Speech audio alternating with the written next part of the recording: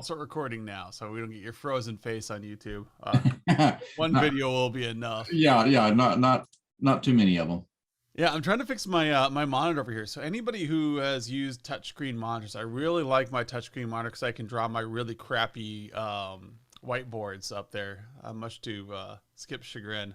But lately, like I've been having some hard times. You'll touch one screen and it shows up on another. So Windows 10, yay.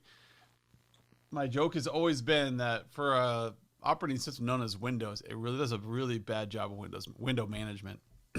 So, anyways, today we're talking about ABC clients and what does that mean? And for a lot of you who are newer, this may be a concept that you don't quite get, or like what are we talking about here? For those of you who've been around for a while, this is a core principle of how to deal with your customers. One of the oldest questions we have had has been, well, do I meet and do QBRs with all my customers? Yeah. And the answer is no, you don't. Some of your customers you're going to meet monthly. Some of them you're going to meet annually. Some of them you might only talk to like every other year. I mean, they're just tiny, like the E clients. So what you want to do is you want to divide your clients up so that you can determine how often to meet with them and what activities to do with them so you're not wasting your time. And Skip has got this conversation down pat. So I'm going to let him take the lead on what does it mean for ABC other than the Jackson 5? You know, like how do we deal with ABC customers? How do we divide them up? What is this concept and what do I do with it? Okay.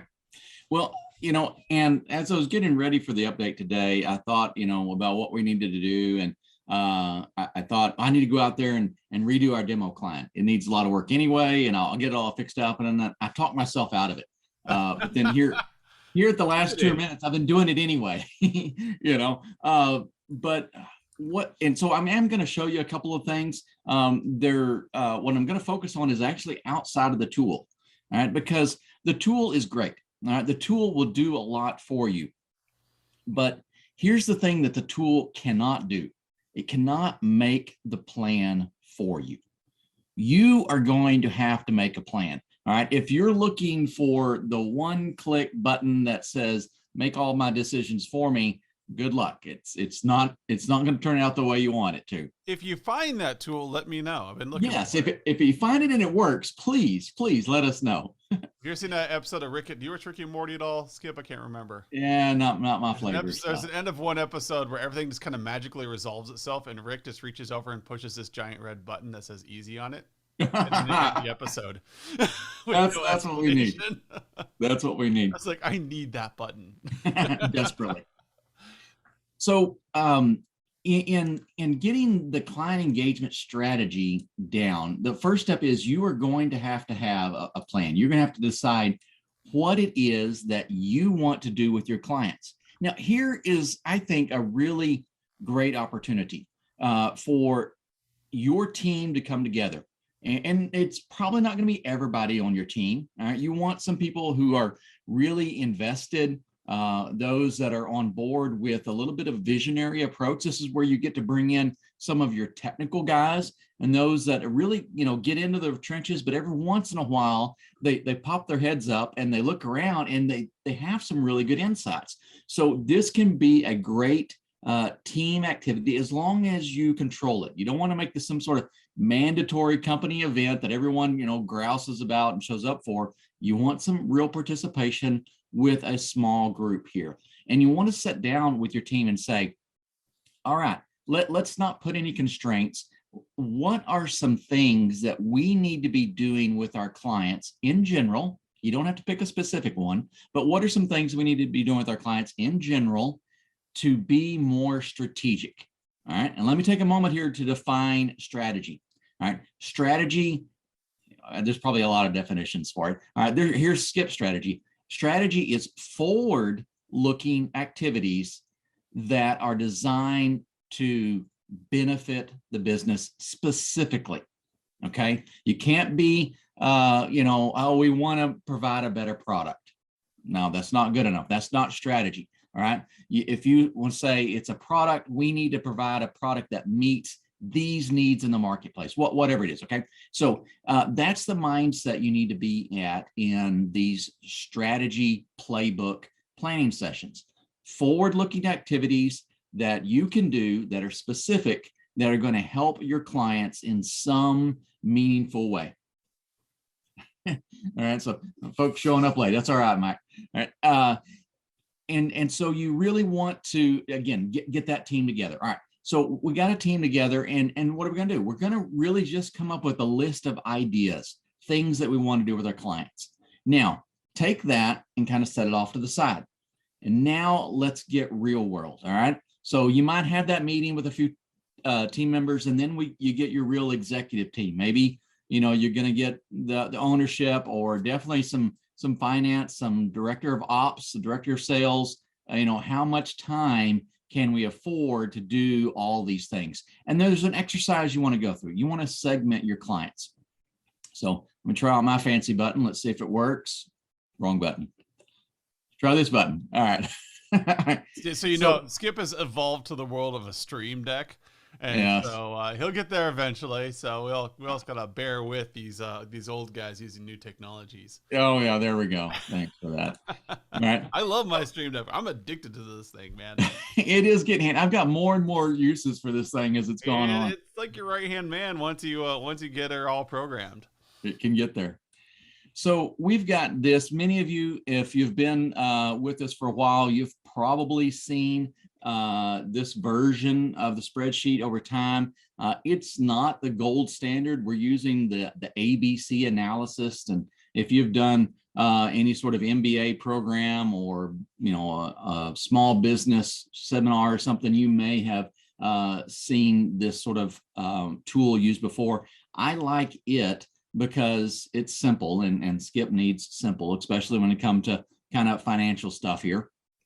But in my conversations with many of our members, I know you guys are using some great tools to segment your clients. You've gone down this route. This is nothing new for many of you, right? You've already segmented it, and that's great. So either, use this tool, maybe you use this to kind of do a checks and balance with your current segmentation tool, or maybe you're starting from scratch. It doesn't matter. But we need a fairly methodical process to segment our clients. Now, we're always going to have the option to go back in and go, no, that client needs to be segment whatever. All right. You can always override this. We're not making ourselves a slave to this spreadsheet. So if you want to dive into this more, go ahead and reach out to me. I'm not going to go into all the details on it today, because I'm really trying to be careful. Sometimes if you ask me, about the CES and the playbook sort of stuff, I'll start, and about 3 minutes in, I can see the looks on people's faces, and they're like, uh-oh, I asked the wrong question. All right, because, I all of a sudden open up all this stuff. So I'll try to stay focused here, but use a tool to define how much engagement you're prepared to give to your clients based on whatever factors. I think monthly recurring revenue is probably one of the best factors to look at, because if you look at our revenue for MSPs, by and large, it's MRR. I mean, that was the business model we got into, right? So we're on track here. Let's break this out. And in our case, we come up with these A, B, C, and D. I do a high touch, mid touch, low touch, or a transactional low touch sort of client. And what that does, it gives me a budget, of time. I want to be clear here, Skip. Those numbers in your MRR column, they're kind of fuzzy, but those are not like set in stone. Those are relative to every MSP. You have to decide, correct? Absolutely. And this is, hopefully that shares out a little bit. Whoa. Not sure what I'm getting here. Is that looking better? Yep. All right. So, nope. Okay. That's so great. Now I don't know how Looks great. All right, here we go. And so we want to get in here and break this out. There's a process. Again, book me up. I'll be happy to explain all this detail. what I get from this is where I'm really trying to lead you is more to something that looks like this. All right. And what this does is says, hey, all right, we've created a budget. All right. Now, remember, a budget is not necessarily an invoice. Right. This is not money you have spent. This is not a contract you're signing to spend. This is an estimate, a budget of hours that we're going to spend doing client engagement sort of activities. Now, I like to tell everybody in this is not net new hours, this engagement. You are already doing a variety of these things. What we see many times is it's really haphazard. You do it with one client, but not the next. You have a great engagement, but you have a trouble replicating that engagement. So by creating this plan along with a budget, we're able to standardize this, and then we can begin to scale it. So, excuse me. So we want to get with a budget, and then we want to begin pulling in. So we met with our team. We had all these great ideas about plays and things that we want to do with the client. Now we pull that back onto the table and we start populating those ideas here. We want to do QBRs. All right. That's a real common one, although they're becoming less and less called QBRs. All right. Everybody is using some other letter in the alphabet. BR. PBRs, SBRs, EBRs. I'm hearing everything across the board, which is fine. So you want to have a business review, but there are a lot of other things. I'll stop here just for a second on key stakeholder interviews. That's another one. Be careful if you ask me that question, because you're going to get a big answer. I love key stakeholder interviews. They're great. And here's a couple of reasons. If you look over here, our QBR, our key stakeholder interviews, in my book, they're really low cost. All right. It's a big bang for little buck in terms of our place. So at the end of the day, you want to, one, decide what you want to do with your clients. That's building out a strategic plan. Then two, we have to get realistic about it. We have to understand that we can't do a monthly meeting that's a fairly detailed and engaged sort of meeting with every one of our clients. There's just not enough margin in some of those smaller businesses to spend the resources to do that. You'd have to hire a bunch of new people, and you don't have the money coming in to cover that. So that's all really, really understandable. So we have a plan, we break it down, and we figure out how we can afford to apply not as many plays as you can afford. I always tell everybody, come in way under budget, because you're going to think of things, you're going to do things as you go along in the year. You're going to go, hey, this webinar that we did was really, really great. I think we need to do this with all of our clients because it paid out. Great. You might have only originally planned on doing it with your A segments, but once you realize the value for it is, you may roll that into your B and C. You may even target your D clients with that because it returns a lot of value. But we need a process. We need a plan. We need to get this executed. If you want some more ideas on it, again, get with me. I've got another ridiculous spreadsheet that I put out there that has this information ad nauseum. I mean, it just goes on and on and on. I put this together a long time ago, and I don't change it, all right? Because it was a snapshot in the past, and I don't want to say, hey, this is the perfect plan. This is the gold standard. It is not. This is inspirational material that I throw out there. I do have one disclaimer on this. Me being from Texas, being a diehard Texan, I have to tell everybody I'm colorblind. I am not a Louisiana State University fan.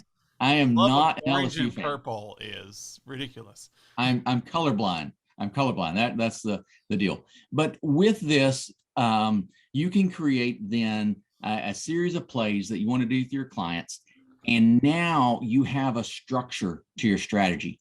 You have the ability to sit down with your clients and say, we're going to be strategic. We're going to engage with you on a strategic level, whether this is ongoing customers or these are prospects. You can make this statement, and a lot of people make that statement, right? But here's where you can back it up. You can turn around then and say, we're going to be more strategic, and this is how we're going to do it. You can line out with your clients. You can set expectations for the engagements that you're going to do with them over the next 12 months. We're looking at these 12-month cycles. Yeah, these don't have to be perfect. The advantage of doing a little exercise like this with your team is to not run over your budget hours. I just talked at with a group yesterday about your time is not free. It's a resource. And just like cash, you got to budget it out. And so taking your hours and say, who do you want to spend the most time with and what do you want to do with them? Yeah, you're not going to be perfect on these, but you still need to think through, especially if you've got a team of like 5 or 6 account managers and VCIOs, who is doing what to make sure that you're keeping those class A's really happy. Those are your bread and butter, right? Yep. And you got your class B's. They still need touch points and your class C's. So doing this gives you kind of a general feel for how you should be doing your playbooks and how you should be dealing with each of your clients. And Yep. so it's not perfect, but you got to give it some thought. Absolutely. And again, we do a lot of this outside of the tool because for me, this is very much a whiteboard activity. This is a group brainstorming session. This is, a little bit of your finance or your operational people going, hey, this is what we have to work with. I mean, obviously, at Managed Service Platform, we've got lots and lots of ideas that we want to put into the tool, customization that we want to make. But at the end of the day, our developers, they're great guys, but like most other people, they tend to want to get paid. So we got to figure out, all right, this is what we can do, and this is how much we can pay them. And, this is when we can get things done. So this is very much a business ownership, business leadership sort of process. But once we get this idea, all right, and this is where the tool really helps, all right, we can take ideas and turn them into actions. So we can get those in here. And I scrambled and didn't get the demo client cleaned up as much. So you have to bear with me on the demo here. But we can get these into the client engagement strategy module of our tool. And now we can kind of see, here's the expected activities that this demo client, apparently everyone took off from, September through March. All right. So I don't know, who knows what happened there, but now we've got back engaged in April. It looks like we had some activities. We did some client engagements, and we've got these things planned out. We've got strategic business reviews coming up. We've got things mapped out for the next 12 months, and we've got an expected performance level. So having a great plan is awesome. It's step one in this. But if you aren't able to manage your plan, if you aren't able to track your progress, whether you're succeeding or failing on your plan, it's just a great idea that is going to evaporate, like fog or something. You have to have a way to take that plan and make it actionable.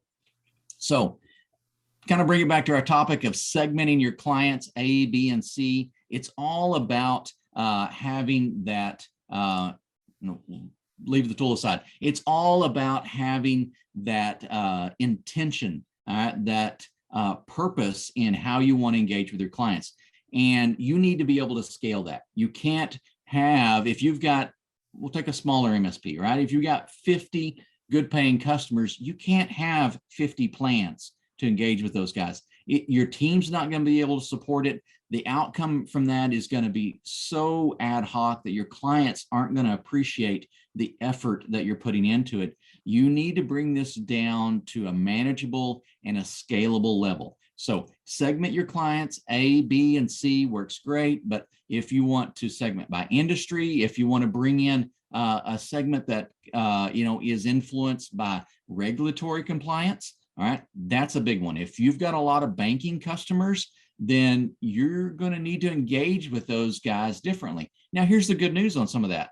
If you've got a client segment that is affected by regulatory constraints and you have to put more time into those, knowing that up front, your contract with them should also reflect that. All right. Maybe it's an additional rider that you put on that contract. Maybe it's just a unique plan that you have for all those regulatory heavy customers. But at the end of the day, the numbers are all going to work out so that you're going to be able to spend. And when I say spend, I'm not talking about dollars, but I'm talking about something a lot more valuable. All right. You're going to be able to spend the time that you need in those clients in appropriate levels. You can look at it across all your clients. You can scale across all your clients. If you've got multiple account managers, this is fantastic. All right. We got a lot of members who it's really one person within the organization that is driving this client engagement. Maybe you need a tool to keep yourself accountable, but as your team grows, you get even just a second person responsible for this. You need some way for accountability to exist within organizations so that we know we're hitting their goals. If this is the plan, let's work the plan. If the plan's not working, let's identify what's wrong and change the plan. And this is what's going to create that ongoing activity. Yeah, and you got to remember that this also allows, so for those of you thinking more strategically on growth and scaling, so Skip mentioned how to scale, knowing how much time you're spending per customer allows you to budget for new hires. Mm-hmm. So you need to get a new account manager. You know that you have this group that needs to have these activities run with them. So you know exactly what you can put a job posting out there for. We need somebody who's really good at, maybe they're going to be dealing with the Class B clients. Okay, then here are the activities that they're going to do. So you've got your roles and responsibilities done.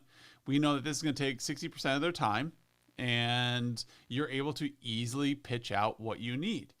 Now, some of those skills are hard skills or executive function skills. You can reserve those for your higher end VCIOs or your really experienced account managers, and you can offload those C-level accounts to a new employee where the risk is lower.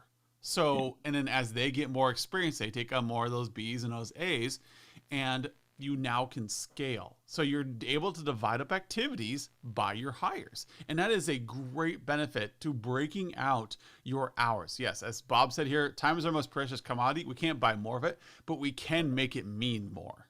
Yeah. So if you have a talented person in the right seat doing the right thing, they can get more done with that hour than an entry-level person doing the exact same activity. So efficiently using your personnel is a very important thing, especially when it comes to executive level functions like strategic building, running sessions where you're doing financial analysis on the budget. Not everybody can do that. I don't say everybody want to, but you can allocate those activities to the right person by dividing them out and knowing which of your clients need these things. Yep. So it's all about being aware. Yeah, and with here's another benefit on the plays, and really defining what that play is going to do. Now, one of the things I like to point out, I call it our special sauce in a platform, and when we run a playbook, is we define the role that we want to engage with when we execute this play. So it all, the standard example is you don't want to have a strategic strategy session with the office receptionist. All right. That office receptionist role is not responsible for strategy. So having a strategy with them is really kind of pointless. All right. So through developing these plays, we're going to define the roles in our clients that we're going to be engaged with. But here's a bonus to that. We also get to define the roles within our own organization that's required to deliver that play.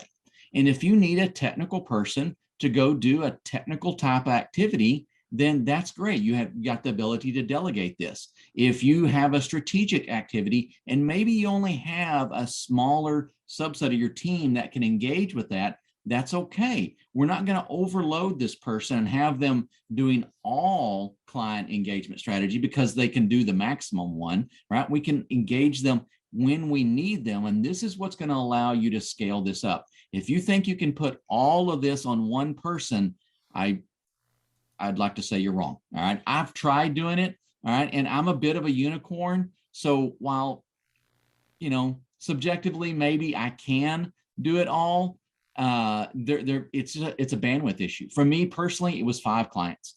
I could do it all for 5 clients. But after that, the wheels started falling off. And here was the bad part about it. The process started falling apart, not just for clients 6, 7, and 8. It also affected clients 1 to 5 who are rocking along okay to start with. So you really want to make sure that you can scale this up. The key to scaling it is going to be to delegate and engage more and more of your team while you do this. Yeah, and you have to have this in mind. You cannot just wing these activities. And that's really what we're trying to get down here is be deliberate. Be understanding about what you're trying to do so that you can do it well. And for Well, those of you that are trying to wonder about, like, what are we talking about with playbooks? Some of you on this call may not be familiar with what a playbook is. There is an additional feature once you get up to the elite package, I believe it is. yep. Where you now can, once you've classified your clients A, B, C, you can apply a playbook for them, and it'll tell you what activities to do with this client when. And it's super useful. If you don't know how to do that, reach out to us, and we can show you how that comes together. Yep. And And now for a starting point, it's one of the biggest features that people love about our software when you have it. they do. And now as a starting point, if you want to jump into this, but I know a lot of people are really busy right now. We're getting a lot of feedback. Everyone seems to have a lot going on, maybe a little bit more than normal, and things have been, I think at a higher tempo for quite a while now. But you don't have to actually tackle all segments at once. All right. I really like that B segment of client. All right. And I hear some feedback from members that kind of reinforces my experience on this. My B segment clients in the past, at the end of the day, they were actually the ones that had the most margin. All right. I liked those A segment clients. I mean, they wrote us big checks, but at the end of the day, there was a lot of expenses that went into getting those big checks. But if I look at my B clients, I ran along with those pretty well. And so I liked showing some love and showing some attention to those B segment clients. This is where our tool and this whole process works really well, is you don't have to build the whole pyramid at once. All right. We can start block by block. And so start with one. Maybe it's the small ones. Maybe it is the big ones. Whatever it is, we can start with one of our segments. We can begin the plan. And then once we kind of get some things up and running, we get some experience, we get some feedback on these plays, we can come back and go, all right, this was really cool. How would we do this? Or could we even afford to do this to some of our other segments? And we can begin to build these out a little bit grassroots sort of process so that you don't have to take on some huge initiative right now, dedicate team. That's not the expectation at all. We can definitely grow this. I like the analogy I like using is we can launch, this in a little Cessna 182. All right. So we just, barely make it up to 15,000 feet. We're just, flying along, having a good time. But while we're up there, we can rebuild that airplane to a nice business class jet that, cruises at 40,000 feet. That is the capabilities that we have in this framework and in the tool. Yep. Iterative process, people. Speaking of iterative process, I wanted to show everybody what Adam actually did today. I got rid of an eyesore.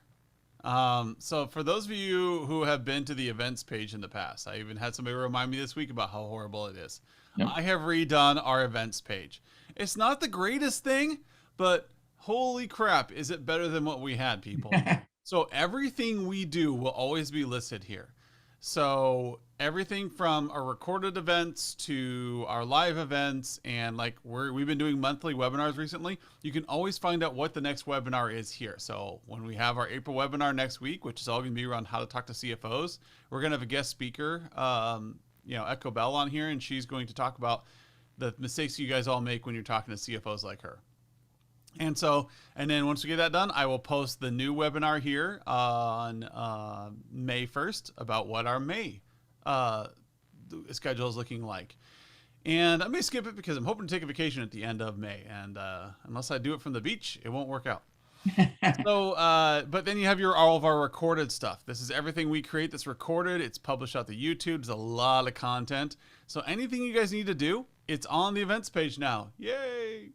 No more crappy, spreadsheety looking thing. This is all built around trying to help you guys get to the resource you want. So you can click on the YouTube and you can come over to our YouTube account and see everything we have here. It's beautiful and wonderful, and you can see our ugly faces.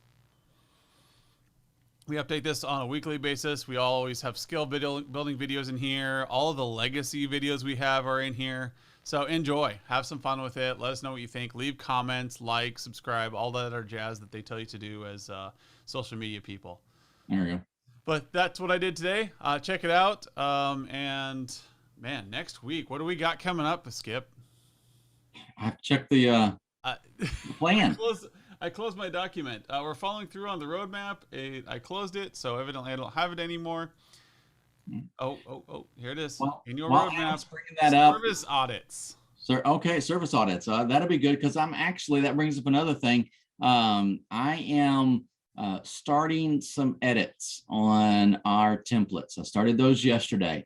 So we got some great feedback from some of our members. Mr. Giovanni, make a call out to you. Appreciate your feedback on that. And we've been picking up some bits and pieces, and we want to reflect that in our standardized templates. So I'm really looking for some input from you guys. And just to help you focus that, I feel we really need to better address hosted servers, whether it's in Azure or AWS, or we ran into something really interesting with our Australian customers, and they feel they need very geographically centered resources. And so there's apparently quite a few kind of top tier data centers out there that are essentially competing with Azure and AWS because it matches the needs of that geography and those communities out there. So we want to get that, and